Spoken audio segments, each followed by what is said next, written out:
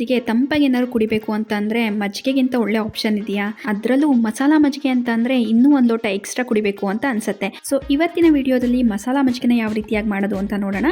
ಅದಕ್ಕೂ ಮೊದಲು ನಮ್ಮ ಚಾನಲ್ಗೆ ಸಬ್ಸ್ಕ್ರೈಬ್ ಆಗಿಲ್ಲ ಅಂದರೆ ದಯವಿಟ್ಟು ಸಬ್ಸ್ಕ್ರೈಬ್ ಆಗಿ, ಹಾಗೆ ಈ ವಿಡಿಯೋ ಇಷ್ಟದಲ್ಲಿ ಲೈಕ್ ಮಾಡಿ, ನಿಮ್ಮ ಅನಿಸಿಕೆ ಅಭಿಪ್ರಾಯಗಳನ್ನ ನಮಗೆ ಕಾಮೆಂಟ್ ಮೂಲಕ ತಿಳಿಸಿ.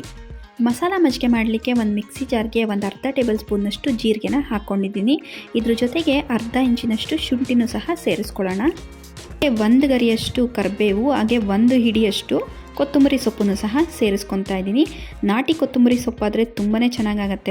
ಜೊತೆಗೆ ಒಂದು ಅರ್ಧ ಟೇಬಲ್ ಸ್ಪೂನ್ನಷ್ಟು ಉಪ್ಪನ್ನು ಸಹ ಸೇರಿಸ್ಕೊಂಬಿಡೋಣ. ಮಜ್ಜಿಗೆ ಟೇಸ್ಟ್ ಎನ್ಹಾನ್ಸ್ ಮಾಡಲಿಕ್ಕೋಸ್ಕರ ಒಂದು ಸೀಕ್ರೆಟ್ ಇಂಗ್ರೀಡಿಯೆಂಟ್ ಅಂತ ಅಂದರೆ ಅದು ಸೋಂಪು ಕಾಳು. ಇದನ್ನು ಸಹ ಒಂದು ಅರ್ಧ ಟೀ ಸ್ಪೂನಷ್ಟು ಹಾಕ್ಕೊಂಡಿದ್ದೀನಿ. ತುಂಬಾ ಚೆನ್ನಾಗಿರುತ್ತೆ ಹಾಕ್ಕೊಂಡ್ರೆ.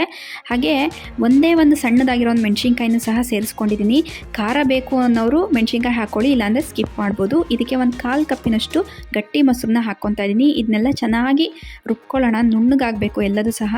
ಸೋಸೋ ಅಂಥ ಅವಶ್ಯಕತೆ ಇಲ್ಲ, ಯಾಕಂದರೆ ನಾವು ಎಲ್ಲದನ್ನೂ ಸಹ ಚೆನ್ನಾಗಿ ಗ್ರೈಂಡ್ ಮಾಡ್ಕೊಂಡಿರೋ ಕಾರಣ.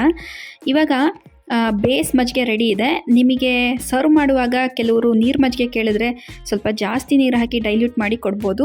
ಗಟ್ಟಿ ಮಜ್ಜಿಗೆ ಕುಡಿಯೋರಿಗೆ ಸ್ವಲ್ಪ ಕಡಿಮೆ ನೀರನ್ನು ಹಾಕಿ ಡೈಲ್ಯೂಟ್ ಮಾಡಿ ಕೊಡ್ಬೋದು. ನೋಡಿದ್ರಲ್ಲ ಮಸಾಲ ಮಜ್ಜಿಗೆನ ಯಾವ ರೀತಿಯಾಗಿ ಮಾಡ್ಕೊಳೋದು ಅಂತ. ಈ ರೆಸಿಪಿ ಇಷ್ಟ ಆದಲ್ಲಿ ದಯವಿಟ್ಟು ಲೈಕ್ ಮಾಡಿ, ನಿಮ್ಮ ಫ್ಯಾಮಿಲಿ ಫ್ರೆಂಡ್ಸ್ ಜೊತೆ ಶೇರ್ ಮಾಡಿ. ಮತ್ತೊಂದು ರೆಸಿಪಿ ಜೊತೆ ನಾನು ನಿಮ್ಮನ್ನು ಮತ್ತೆ ಭೇಟಿ ಆಗ್ತೀನಿ. ಅಂಟಿಲ್ ದೆನ್ ಟೇಕ್ ಕೇರ್, ಬಾಯ್.